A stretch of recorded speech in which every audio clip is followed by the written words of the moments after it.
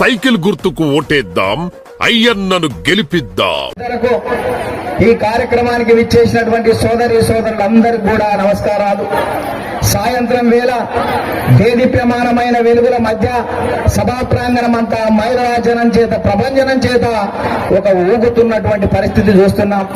అనకాపల్లి పురవీధుల నుంచి నగరం నలుమూలల నుంచి తరలి వచ్చిన మైలాజన ప్రభంజనానికి పత్రికా విలేకరులకు మీడియా సోదరులకు మంగళ హారతుల చేత, సోదర భావాల చేత, మమకారాల చేత, ఆదరాభిమానాల చేత స్వాగతం సుస్వాగతం అని తెలియజేస్తున్నాను.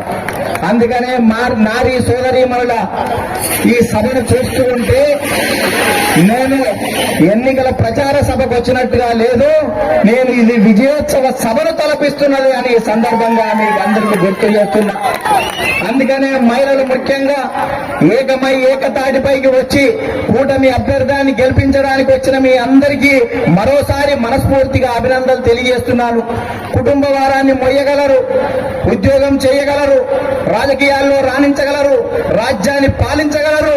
ఈ జగన్మోహన్ రెడ్డి అవినీతి ప్రభుత్వాన్ని అంతం చేయడానికి పంతం పెట్టినటువంటి మీ అందరినీ మనస్ఫూర్తిగా అభినందిస్తున్నాను. అందుకనే కరోనా వచ్చినా బతకొచ్చు, మరోసారి జగన్మోహన్ రెడ్డి అధికారంలోకి వస్తే బతకలేము అని ఈ రాష్ట్రంలో ప్రతి ఒక్కరి పరిస్థితి. నేను ఫ్లైట్ లో వచ్చేటప్పుడు నా పక్కకున్న వ్యక్తిని ఒక తాతని అడిగిన, ఏం తాత జగన్మోహన్ రెడ్డి పరిపాలన ఎట్లుంది అని అడిగితే, ఏరి కోరి తెచ్చుకున్న మొగడు ఎగిరెగిరి తంతి ఎట్లుందో మా పరిస్థితి అట్లా ఉంది అని చెప్పేటువంటి పరిస్థితి ఉంది. ఈ రాష్ట్రంలో ఆంధ్రప్రదేశ్ 5 సంవత్సరాలుగా అప్పుడు తప్ప అభివృద్ధి లేదు, షాడిలం తప్ప టూరిజం లేదు, కూల్చడం తప్ప కట్టడం లేదు, దుర్బుద్ధి తప్ప అభివృద్ధి లేదు, స్కాములు తప్ప స్కీములు లేవు, వైలెన్స్ తప్ప సైలెన్స్ లేవు. రాష్ట్రం అప్పుల్లో అయింది. జగన్మోహన్ రెడ్డి ఆస్తులు పెరుగుతున్నాయి. మొన్ననే అప్పుడే వీటిలో జగన్మోహన్ రెడ్డి ఆస్తులు 5 సంవత్సరాల 41% ఆస్తులు పెరిగినాయి.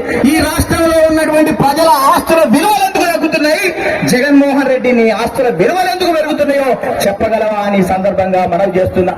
జగన్మోహన్ రెడ్డి అధికారంలోకి వచ్చిన తర్వాత దాడుల ద్వారా, దౌర్జన్యం ద్వారా, ఆర్థిక విధ్వంసం ద్వారా, సహజ వనరుల దోపిడీ ద్వారా, అవినీతి అక్రమాల ద్వారా, అక్రమ కేసుల ద్వారా అరాచక పాలన ఈ రాష్ట్రంలో కొనసాగిస్తుండు. ఖజానాన్ని ఖాళీ చేసిండు, సహజ వనరుల లూటీ చేసిండు, రిషికొండకు గుండు కొట్టిండు. ఇవాళ కొత్త టైటిలింగ్ యాక్ట్ తోటి భూములతోటి మీ ఆస్తులకు ఎసరు పెట్టేటువంటి పరిస్థితి ఉంది. అందుకనే 100 ఎలుకలు తిన్న పిల్లి తీర్థయాత్రలకు పోయినట్టు మళ్ళీ ఎన్నికల ప్రచారానికి వచ్చిండు. అమ్మా ఒక్క అవకాశం ఇవ్వంటుండు. అరే 5 ఏళ్ళు ఇచ్చిన అభివృద్ధి ఏదిరా నాయన అంటే, ఈసారి నా ఓటేయండి అభివృద్ధి చూస్తానంటుండు. శోభనం గదిలో ఉన్నోడు బయటకు వచ్చంట, ఇంకో పెళ్లి చేయండి నేను కవల పిల్లలు అంటా అంటే ఎట్లుంటారో జగన్మోహన్ రెడ్డి పరిస్థితి కూడా అట్లనే ఉంది అని ఈ సందర్భంగా మనం చేస్తున్నా. మా అక్కలు పోయినసారి నమ్మిండ్రు. ఒక్క అవకాశం అంటే మా అక్కలు అందరూ బాగానే ఉన్నాడని ఒక్క అవకాశం ఇచ్చిండు. జగన్ ఒక్క అవకాశం ఇస్తే ఇంట్లో వెలుగువాయే, బడిలో తెలుగువాయే, నదిలో ఇసుకవాయే, గుడిలో విగ్రహాలు వాయే, కాపుల రిజర్వేషన్లు వాయే, పోలవరం ఆగిపోయే, నేరాలు పెరిగిపోయే, ఘోరాలు జరిగిపోయే, రాష్ట్రం అప్పులు వాయే, ఆస్తులు తనకకు వాయే, తల్లికి గౌరవాధ్యక్ష పదవికి వాయే, చెల్లె ఆస్తి వాయే, బాబాయిని పైకి పంపిండు, బాబుని జైలుకు పంపిండు. మళ్ళా ఒక్క అవకాశం ఇయ్యి అని నీ దగ్గరకు వస్తుంటే ఏ రకంగా నమ్మాలి జగన్మోహన్ రెడ్డి అని ఈ సందర్భంగా అనుభవం చేస్తున్నా. స్టేజ్ మీదకి రాగానే ఇట్లా ఊపుతాడు. దానికి కారణం పిచ్చినా కొడుకులారా, పాదయాత్ర చేసేటప్పుడే గుడి భూములు, గడి భూములు, అసైన్డ్ భూములు, పొర భూములు చూసుకుంటా పోయినా ఇప్పుడు మేసుకుంటూ వచ్చినా ఇయ్యడానికి ఏం లేదని ఇట్లా ఊపుకుంటూ వస్తాడు. అయ్యా జగన్మోహన్ రెడ్డి, నీ ఆర్థిక విధ్వంసంతో ఈ రాష్ట్రంలో ఇవాళ దేశం అన్ని రకాలుగా దిగజారిపోయింది. ఈ రాష్ట్రం పరిస్థితి చూస్తే అప్పుల్లో మొదటి స్థానంలో ఉన్నాం, ముఖ్యమంత్రి ఆస్తుల్లో మొదటి స్థానంలో ఉన్నాం. ఇవాళ దళిత మహిళలపై ఆత్మగౌరవానికి భంగం కలిగేట్లు ఆంధ్రప్రదేశ్ మొదటి స్థానంలో ఉన్నది. ఉపాధి హామీ నిధుల దుర్వినియోగంలో మొదటి స్థానంలో ఉన్నాం. గంజాయి అక్రమ రవాణాలో మొదటి స్థానంలో ఉన్నాం. అతి ఎక్కువ అప్పులున్నటువంటి రైతుల్లో మొదటి స్థానంలో ఉన్నాం. కౌలు రైతు ఆత్మహత్యల్లో 2వ స్థానంలో ఉన్నాం. రైతుల ఆత్మహత్యల్లో 3వ స్థానంలో ఉన్నాం. ఇప్పుడే పెద్దలు చెప్పారు, మహిళల అక్రమ రవాణాలో 3వ స్థానంలో ఉన్నాం. ఇవాళ దళితపై నేరాల్లో 7వ స్థానంలో ఉన్నాం. గిరిజనులపై నేరాల్లో 8వ స్థానంలో ఉన్నాం. సుపరిపాలనలో 9వ స్థానంలో ఉన్నాం. నీ పరిపాలన ఏమొరగబెట్టింది అని జగన్మోహన్ రెడ్డిని అడుగుతున్నా. అదే విధంగా మన ఎంపీ క్యాండిడేట్ ఎవరు? సీఎం రమేష్. సీఎం రమేష్ గారు కమలానికి ఎంతమంది ఓటు వేస్తారు? మీరందరూ నిర్ణయించుకుని వచ్చారు. ఈ రోజు ఈ ప్రభుత్వాన్ని గద్దె తెచ్చాలి, మళ్ళీ చంద్రబాబు నాయుడిని గద్దె ఎక్కించాలి, అక్కడ మోడీ గారిని ప్రధానమంత్రి చేయాలనేటువంటి ఆలోచనతో వచ్చినటువంటి ఈ సోదరి వాళ్ళ అక్క చెల్లెలందరికీ కూడా మరొక్కసారి నా హృదయపూర్వక అభినందనలు. ఈ రోజు ఒక రాక్షస ప్రభుత్వం రాష్ట్రంలో ఉంది. గతంలో ఏనాడు కూడా ఇటువంటి దిక్కుమాలినటువంటి ప్రభుత్వాలు లేవు.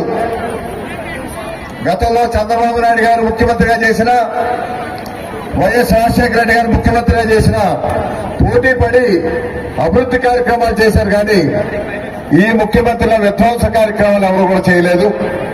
ఈయన పరిపాలన మొదలు పెట్టడమే విధ్వంసంతో మొదలు పెట్టాడు ఆ ప్రజాభవనాన్ని. ఏమ్మా, ఈయన చెప్పాడు ఒక్క అవకాశం అని చెప్పారు. ఒక్క అవకాశంతో ఏం చేశారమ్మా?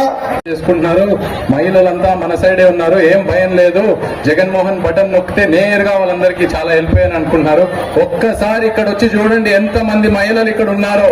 అస్సలు భయమే లేదు. మహిళలంతా కూడా మన కూటమి వెంటే ఉన్నారు. సో గెలుపు మనదే.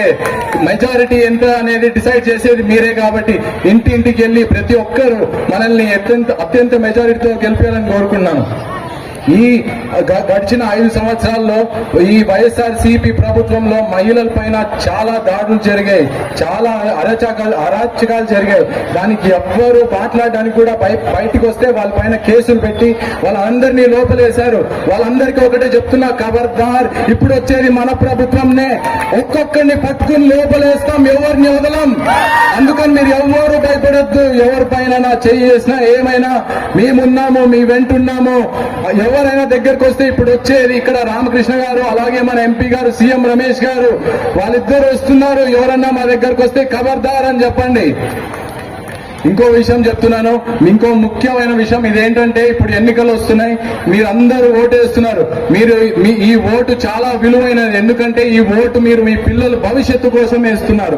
ఎంతో కష్టపడి మీరు మీ పిల్లలందరినీ చదివించి వాళ్ళ స్కూల్ ఫీజులు కట్టి, కాలేజ్ ఫీజులు కట్టి, బస్ ఫీజులు కట్టి ఎంతో కష్టపడి వాళ్ళని చదివిస్తే ఈ రోజు వాళ్ళకి ఉపాధి లేదు.